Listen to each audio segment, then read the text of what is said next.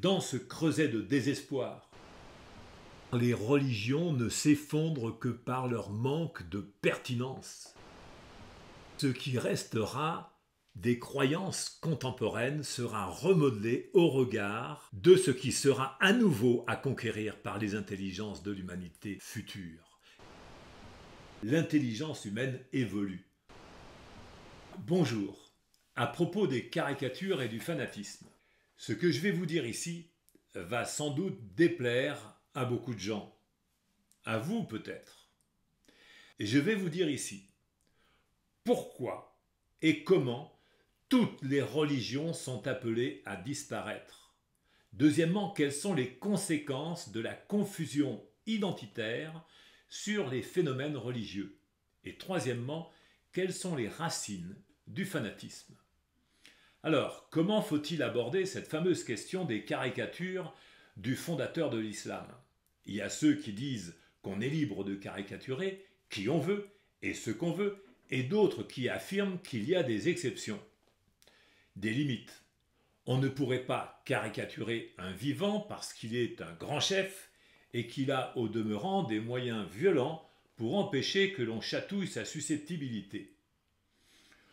On ne pourrait pas caricaturer un mort parce qu'il ferait l'objet de culte, d'adoration, et que certains adeptes auraient des impulsions meurtrières capables de frapper au hasard soit les caricaturistes, soit n'importe qui pour l'exemple, quitte à se sacrifier pour la cause.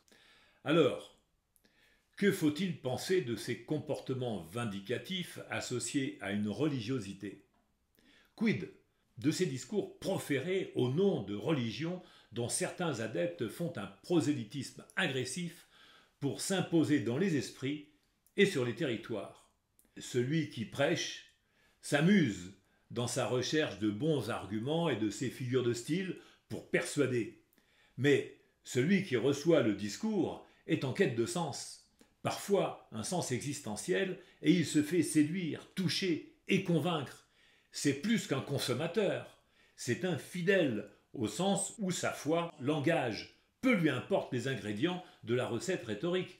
Il cherche parfois les mots qui mettent du sens, qui l'éclairent dans le désordre de sa pensée. Quand on ne comprend pas, on peut bien se satisfaire d'une explication plus ou moins fondée, parfois tout bonnement foireuse, mais prononcée avec autorité par quelqu'un qui se place sur un promontoire, disons-le, un promontoire de légitimité. Là, on se soumet, on s'incline, on s'agenouille, on fait allégeance.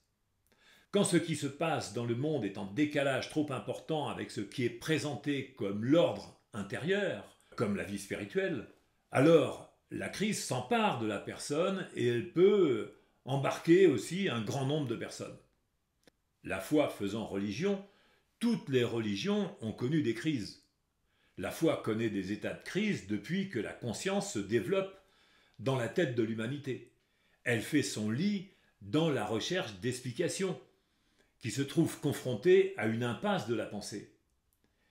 La crédibilité des prêcheurs étant en perte de vitesse, les discours se font plus virulents et les crédules sont renforcés dans la légitimité de leur culte. Quand on commence à comprendre, une résistance s'élève. La contestation filtre dans les rangs. On commence à se redresser. On ne veut plus être commandé comme avant. Quand la compréhension ouvre la voie, c'est la porte d'un changement qui s'ouvre. Il y a une aspiration à moins de duperie, à plus de liberté. Vous avez sans doute connu ce phénomène dans votre vie. Ainsi, dans l'histoire, les crises ont eu des effets variés. Elles ont été unificatrices, source de zizanie et cause d'effondrement des civilisations dont les croyances communes étaient les fondations. Faut-il remonter au monde d'avant où Incas, Grecs, Romains, Celtes, Égyptiens, Sumériens, Mésopotamiens avaient des religions qui racontaient comment le monde était monde? Les modes religieuses s'inscrivent dans des époques et disparaissent avec leurs rituels, ce qu'elles autorisent, concèdent et interdisent. Ainsi, il est clair que si l'ignorance reste grande dans l'humanité, les religions n'ont pas résisté à l'évolution de l'intelligence humaine. Ceci est donc un point important quant à savoir ce que l'on peut se dire des religions et de ce qu'on peut en caricaturer. Si vous me suivez, l'intelligence humaine évolue. Constatons-le. Nous n'associons plus les choses de la même manière maintenant qu'au siècle passé. Et l'inventivité de l'époque industrielle et numérique a été le fruit de nombreux établissements de liens entre les informations tels que les générations d'avant n'en avaient pas fait. Constatons que c'en est fini de certains aspects de la crédulité. Nos connaissances et compréhensions ont fait chuter de nombreux Olympes et Valhalla. L'intelligence est dans ce savoir-faire de combinaison. Elle se met en action grâce à plusieurs instruments produits par notre cerveau. La conscience que nous avons de nous-mêmes et du monde, l'usage que nous pouvons faire de la rationalité et la réflexion que nous pouvons conduire sous le spot de la conscience en nous en tenant à la rationalité. L'exercice est ténu. C'est la raison pour laquelle nous ne sommes que des apprentis permanents dans ce funambulisme mental. Ainsi, caricaturer un aspect religieux, ce n'est que caricaturer l'objet d'une croyance qui va disparaître dans quelques générations d'intelligence. Et ce qui restera des croyances contemporaines sera remodelé au regard de ce qui sera à nouveau à conquérir par les intelligences de l'humanité future. Ce qui disparaît de notre esprit, ce sont les fictions et les leurres de notre système de traitement de l'information. Si le soleil était un phénomène de croyance, il n'éclairerait plus aucun jour depuis longtemps. Il est dès lors flagrant que les caricatures n'appuient que là où l'absurde d'une idée transparaît. Une caricature n'est jamais qu'un dessin et au regard d'une croyance élevée au plus haut niveau de l'abstraction, se tourner vers un symbole religieux, quel qu'il soit, est tout aussi caricatural et sans rapport avec la subtilité spirituelle qui est à l'origine de l'illumination religieuse.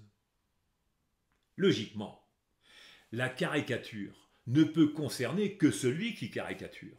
Et la caricature n'affecte que ceux qui se retrouvent dans les retranchements de leur manque d'arguments. Ils sont en réaction à cause des tourments que leur font subir leurs propres doutes quant à la justesse de leurs croyances. Ils sont les premières victimes des fictions qui leur ont été inculquées ou qui se sont élaborées, non par volonté, mais par manque de conscience, de réflexion ou d'usage de la raison.